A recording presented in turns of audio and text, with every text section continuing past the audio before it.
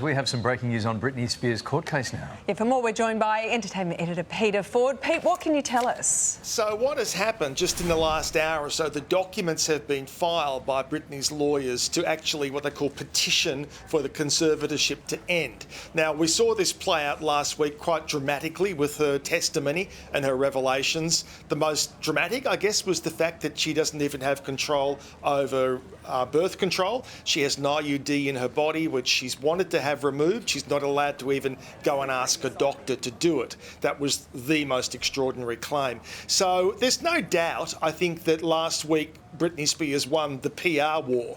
I think everybody probably would agree there's something wrong with what's been happening here. We might disagree on what the solution is. Now, I think the one problem Britney's going to have moving forward is she made it very clear last week that she does not want or intend to be evaluated.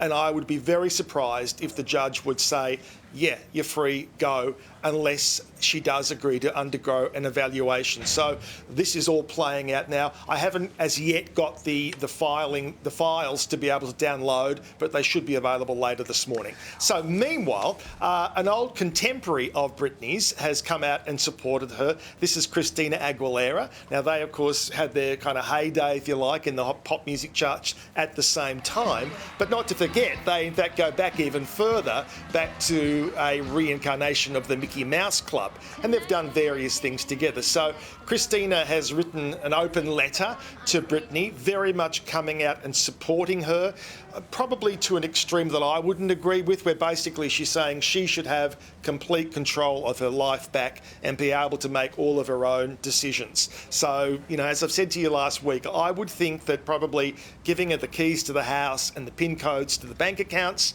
and saying go for it would be a very big mistake. But clearly something has to be done.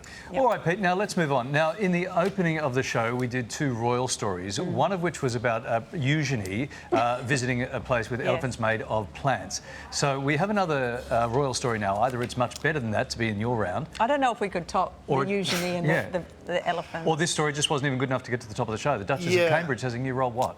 She has, and you've set me up for delivering a disappointment. But she does have, she's been given new sponsorship of an upcoming naval ship. Oh, yeah, fair enough.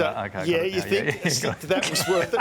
But anyway, this is called the HMS Glasgow. This is Scotland Week, and as you know, the royals are, you know, really turning it on in Scotland. And it was actually Prince William who made the announcement, where he actually said, you know, we're so happy about this. And indeed, he said, my grandfather would be so thrilled. And of course, his first love was always the Navy. To be seeing this brand new ship being put together would certainly be something pretty special. So, yeah, Catherine's new role. I think we can all agree it's no elephants made from plants. No, it isn't. That's but why it's a good second best, isn't it?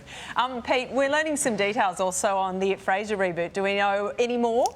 Well, we know that it's happening, and we know that according to Kelsey Grammar, we probably will see it in the first quarter of next year, bearing in mind we are exactly halfway through this year now, so it's not that far off. They haven't started shooting it. He says Roz is back on board, Niles is back on board. Of course, Dad, you see there, John Mahoney, great actor. He's sadly gone to God, so he won't be there. But Kelsey Grammar, of course, obviously on board. And bearing in mind, of course, that this has been an extraordinary run for him because it goes back to Cheers. That's where Fraser Crane first began. Then it began his own TV series, and now coming back for this reboot. Here's a little of Kelsey Grammar talking about the plans. We think we're going to get most of the actors back.